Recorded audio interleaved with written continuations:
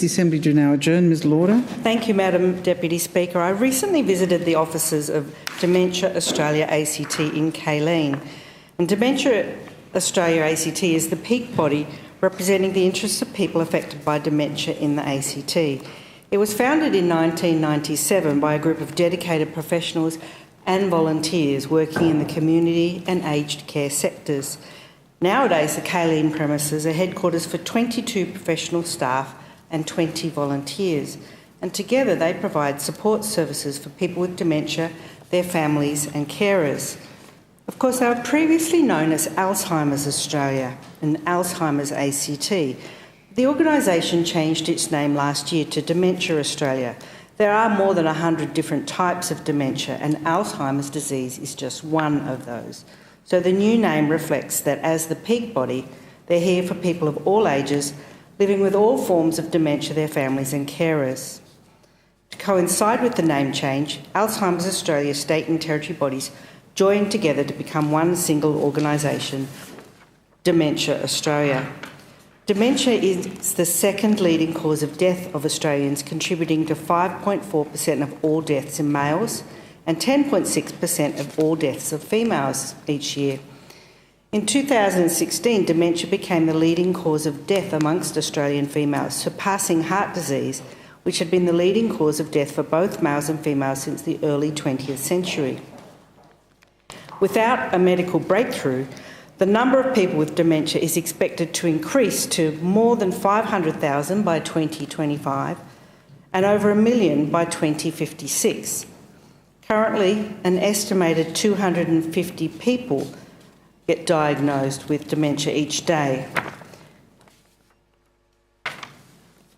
The cost of dementia is estimated to cost Australia more than $15 billion in 2018, and it's the single greatest cause of disability in older Australians aged 65 years or older, and the third leading cause of disability burden overall. People with dementia account for 52% of all residents in residential aged care facilities. Dementia is a collection of symptoms that are caused by disorders affecting the brain. It's not one specific disease. It affects thinking, behaviour, and the ability to perform everyday tasks. The hallmark of dementia is the inability to carry out everyday activities as a consequence of diminished cognitive ability. Doctors diagnose dementia if two or more cognitive functions are significantly impaired, such as memory, language skills, understanding information, spatial skills, judgment and attention. Although the likelihood of a diagnosis increases as we age, dementia can be diagnosed in younger people in their 50s, 40s, or even as young as their 30s. And younger onset dementia describes any form of dementia diagnosed in people under the age of 65. There are an estimated 26,443 Australians currently living with younger onset dementia, and this figure is predicted to increase to more than 42,000 by 2056.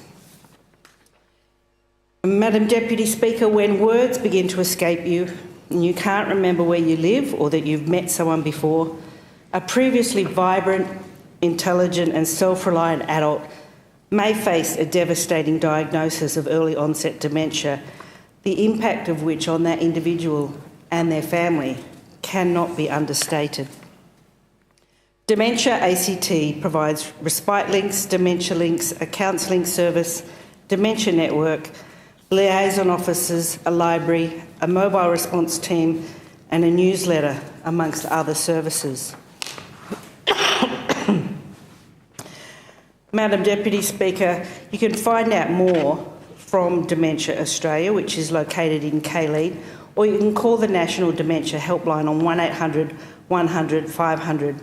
I'd like to thank and congratulate the Dementia ACT office in Kaleen, to Patria Messon and the whole team of full and part-time staff and volunteers for their vital work they do to support people with dementia and their families. The questions of the Assembly do now adjourn. Before I announce the adjournment, just for the information of members, today I made a statement to